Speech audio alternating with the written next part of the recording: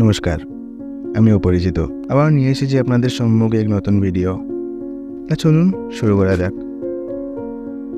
এই তো মেহুল আজ সকালে ফেসবুকে রিলেশনশিপ স্ট্যাটাস দিল। সবে 8 মাস হলো বিক্রান্তের সাথে ব্রেকআপের। অন্য কোনো নতুন একজনের সাথে মেহুল এঙ্গেজ হলো নিশ্চয়ই। বিক্রান্ত আজও ফেসবুকে মেহুলকে আনফ্রেন্ড করে নাই, তবে আনফলো করে রেখেছে। কিন্তু রোজ রাতে নিয়ম করে একবার করে আসে মেহুলের প্রোফাইলে। অবশ্য জেড কমেন্ট কিছুই করে না, শুধু খানিকটা সময় প্রোফাইল পিকচারটার দিকে চেয়ে থাকে। প্রায় বছর থেকে সম্পর্ক ছিল মেহুল আর বিক্রান্তের।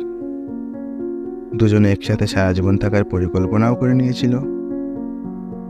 ভালোবাসার চলে এক সময় ফিজিক্যাল রিলেশনটা অনেক ক্লোজ হয়ে গিয়েছিল দুজনের। তাতে অবশ্য দুজনেই সম্মতি ছিল, কিন্তু তারপর সবকিছু শেষ হয়ে যায়। এই তো গত পরশুদিন মেহুল ফেসবুক স্ট্যাটাস দিল, ছেলেরা নাকি দেহের পাগল। ভালোবাসার নয়, সত্যি বলতে মেহুল এই স্ট্যাটাসটা আড়ালে বিক্রান্তকেই খোঁচা মারল। অবশ্য বিক্রান্ত পোস্টটি দেখে নিজের অজান্তেই শুধু একটি মুচকি হাসি হেসে বসল। আসলে মেহুল হয়তো জানে না, আজ 8 মাসের মাথায় বিক্রান্ত এখনও একা বসে মেহুলের সেই পুরনো কল রেকর্ডিংগুলো শোনে, তার পুরনো ফটোগুলো দেখে।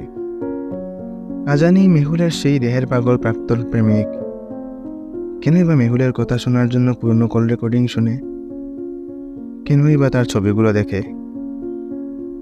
সত্যি বলতে সব প্রেমিক দেহের পাগল হয় না, নয়তো ব্রেকআপের পর পুরনো কল রেকর্ডিং শোনা, পুরনো ছবিগুলো দেখা, এগুলো কেই বা দেখে।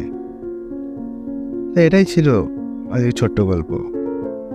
মিলবো আপনাদের সাথে নতুন এক গল্পে, নতুন এক টপিক নিয়ে। তাই এখনের মতো বিদায় জানাচ্ছি। এই অপরিচিত মানুষটা আপনাদের সাথে আছে আর থাকবে।